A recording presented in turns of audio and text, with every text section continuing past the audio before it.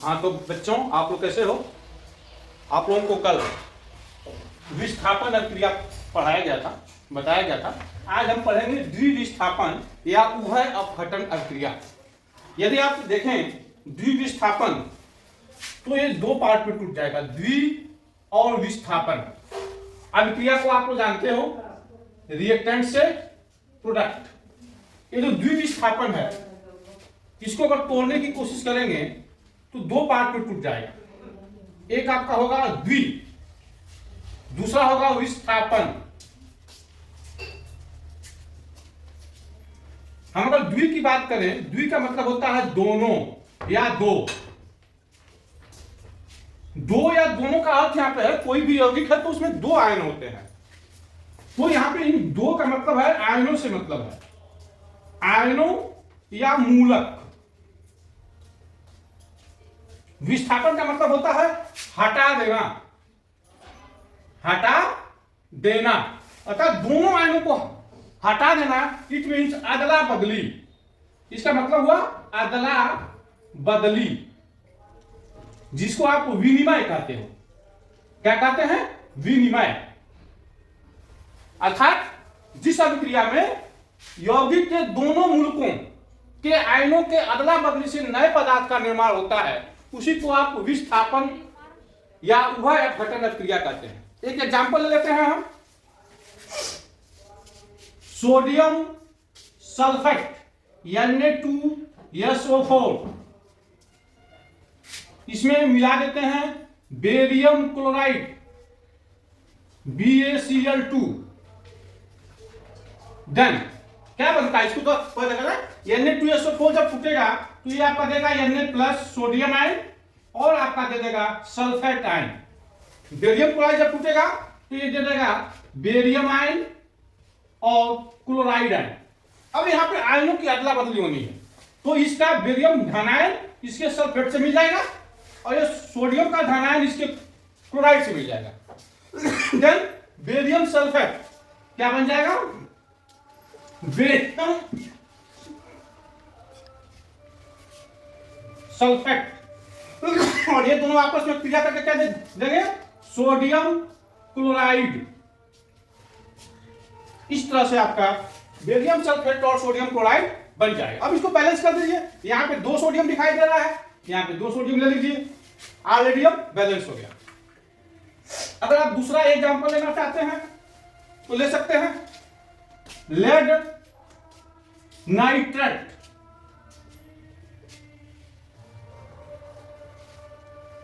इसके विलयन में मिला दीजिए पोटेशियम आयोडाइड।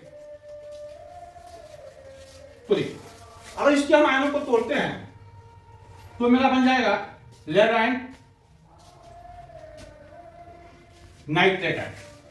ठीक इसी तरह से इसको तोड़ेंगे तो बन जाएगा potassium ion iodide.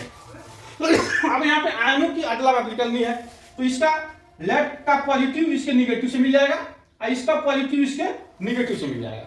Then lead iodide PbI2, lead iodide बन गया।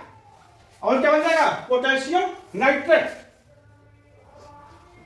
KNO3। इसको आप बैलेंस कर दीजिए। इस तरह से आप देख रहे हैं कि यहां पे आयनों के अदला बदली से नए यौगिक का निर्माण हो रहा है। रिएक्टेंट के जो आयन्स हैं ये आपस में अदला बदली कर ले रहे हैं, विनिमय कर रहे हैं और यहाँ पे नए उत्पाद का निर्माण कर ले रहे हैं। अतः ये क्या होगा? द्विविस्थापन क्रिया होगी।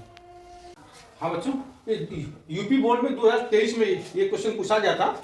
Barium chloride BaCl2 plus Na2SO4 sodium sulphate, arrow barium sulphate BaSO4 sodium chloride 2NaCl अभिक्रिया किस प्रकार की है? अब आप अगर इस अभिक्रिया को देखा जाए तो BaCl2 जब टूटेगा तो ये आपका दे देगा Ba पर 2+ और Cl माइनस। ठीक इसी तरह से जब ये टूटेगा तो क्या देगा? Na पर प्लस SO4 पे 2-। आप देख रहे हैं बेरियम इसका धनायन इसके ऋणायन से मिल रहा है तो बेरियम सल्फेट बन गया।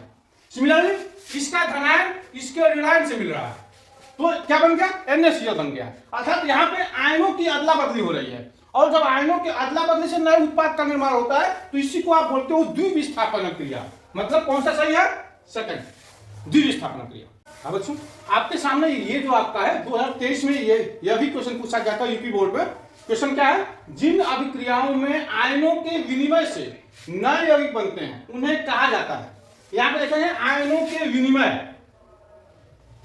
आयनों के विनिमय का मतलब आयनों का अदला बदली।